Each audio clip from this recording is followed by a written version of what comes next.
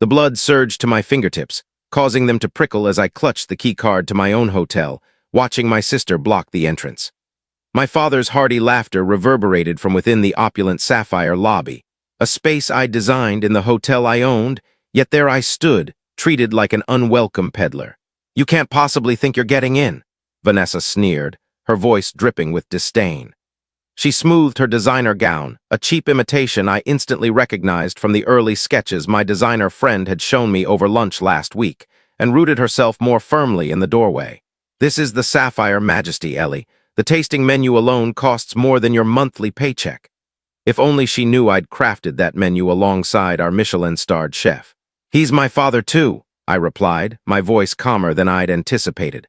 The small envelope in my clutch, holding the deed to a vacation villa in Tuscany, one of the Sapphire Majesty's most exclusive properties, suddenly felt weighty. "My name is Eleanor. I'm 38, a hospitality magnate. This is the story of how I reclaimed my place at a table I rightfully owned."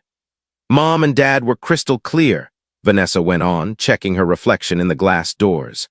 "They only want successful people here, folks who won't disgrace the family." The irony hit me like a punch. Just yesterday, I'd greenlit a $100 million expansion for the Sapphire Majesty chain. Today, I was apparently too humiliating to step inside my own hotel. I stifled a laugh as the absurdity washed over me. A decade ago, when I left the family's small accounting firm to chase a career in hospitality, they'd practically disowned me. My father's words still echoed in my mind. "No daughter of mine will be a fancy maid." So I let them believe what they wanted, that I was scraping by in restaurant management. Meanwhile, I'd built Sapphire Hospitality Group into one of the nation's top luxury hotel chains. The fancy maid now owned 35 five-star hotels across 3 continents. "Eleanor," my mother's sharp tone sliced through my thoughts as she appeared behind Vanessa. "What are you doing here? We talked about this." No, they had talked. I'd received a text from her this morning, "Don't show up to Dad's birthday. It's at the Sapphire Majesty. You can't afford it. Don't shame us." "I brought a gift," I said softly, holding up the envelope. "Oh, what's that? A gift card to Chili's?" Vanessa snickered. "Or did you scrounge up enough tips for something from the outlet mall?" My mother's eyes narrowed at my understated clutch. A handcrafted Italian leather piece worth more than Vanessa's car. "Whatever it is, I'm sure Vanessa's gift is more fitting," she said. "She just made junior partner at her firm, you know." I knew.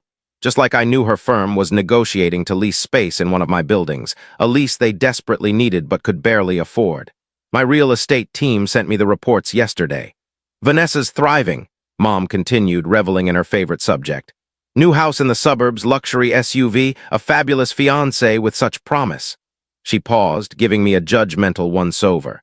"And you, well, at least you're making an effort, I guess." I thought of my penthouse overlooking Central Park, my collection of vintage sports cars, the private jet I'd flown in on this morning. "Yes, Mom, at least I'm trying," I said. "Speaking of effort," Vanessa smirked, "that dress, you have tried harder. This is the Sapphire Majesty, not some greasy spoon."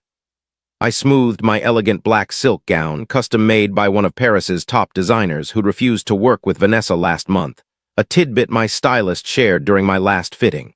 "It's what I could manage," I said lightly. "You can't come in," Vanessa declared.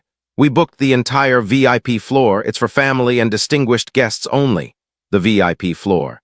My VIP floor, which I'd redesigned last year, handpicking every piece of art and crystal chandelier. "The distinguished guests being?"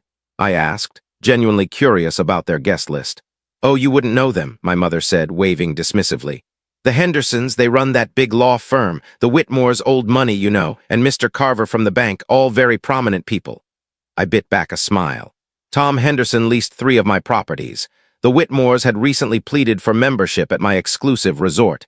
And Mr. Carver? His bank was begging for a major loan from my investment group. "Right," I said. "Prominent people." "Exactly," Vanessa said, smugly satisfied I knew my place.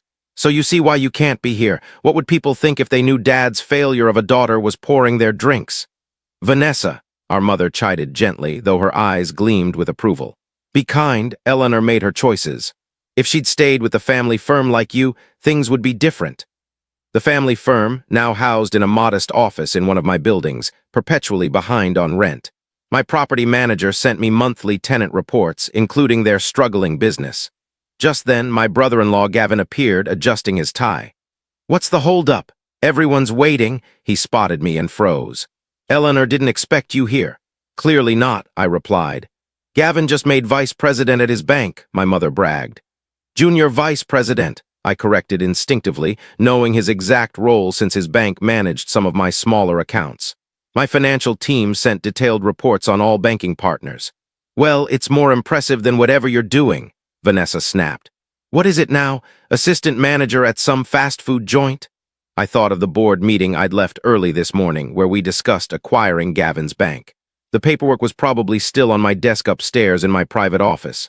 Something like that, I said. This is absurd, my mother huffed. Eleanor, just leave, you're causing a scene. I'll tell your father you couldn't make it, Vanessa added with a laugh. Couldn't afford it, you mean? I looked past them into the grand lobby of the hotel I'd built from scratch, at the marble floors I'd chosen, the chandeliers I'd commissioned, the artwork I'd curated. Every inch was mine. For a moment I considered leaving. Let them have their party, let them cling to their delusions. But then I recalled my first mentor's advice. Success means nothing if you can't stand up for yourself. My jaw tightened and I squared my shoulders, a calm resolve settling over me. My fingers stopped prickling. Actually, I said quietly, I think I'll stay. Before my mother could reply, the heavy glass doors swung open and Owen, my head of security, stepped out. He'd been with me since I acquired my first failing hotel 7 years ago, helping turn it into the cornerstone of the Sapphire chain. Everything okay here, Madam CEO? His voice rang clear across the entrance. Your usual table is ready, and Chef Monique is waiting to review the tasting menu with you. The silence was deafening. Vanessa's mouth dropped, her lipstick suddenly stark against her pale face. My mother gripped the door handle for support. Owen, I smiled warmly. Perfect timing. My family was just explaining how I couldn't afford to dine here. Ma'am, he looked puzzled. But you own the entire hotel chain. Yes, I do. I turned to my stunned family. Shall we go in? I believe you've reserved the VIP floor, my VIP floor to be precise. Gavin spoke first. This is a joke. You're just a restaurant manager. Actually, Owen said professionally, Miss Eleanor is the founder and CEO of Sapphire Hospitality Group. She owns all 35 Sapphire Majesty hotels worldwide, plus our resorts and restaurant chains. Vanessa's designer clutch slipped from her hands, clattering on the marble steps. But that's impossible. The Sapphire Majesty is worth billions. Which, I finished, makes your comment about me not affording the tasting menu rather funny. I stepped past them into my hotel's lobby where the staff snapped to attention. Good evening, Miss Eleanor, my front desk manager called out. The executive suite is ready for your father's birthday celebration. Thank you, Rachel. I glanced back at my family, still frozen in the doorway. Coming. They followed in silence, looking around as if seeing the hotel for the first time. Every staff member we passed greeted me by name, showing the genuine respect I'd earned through years of hands-on leadership. But your dress, my mother stammered, eyeing my simple black gown with fresh eyes. Custom-made in Paris, about $30,000, I think. I'd stopped checking price tags long ago. I led them to the private elevator, pulling out the special key from my clutch. Unlike Vanessa's dress, which I'm pretty sure is a knockoff, the real Valentino collection hasn't dropped yet. I know because I attended the private showing last month. The elevator opened into the VIP lounge, where my father's birthday party was in full swing. The room went quiet as we entered. Eleanor, my father stood from the head table, his face a mix of shock and confusion.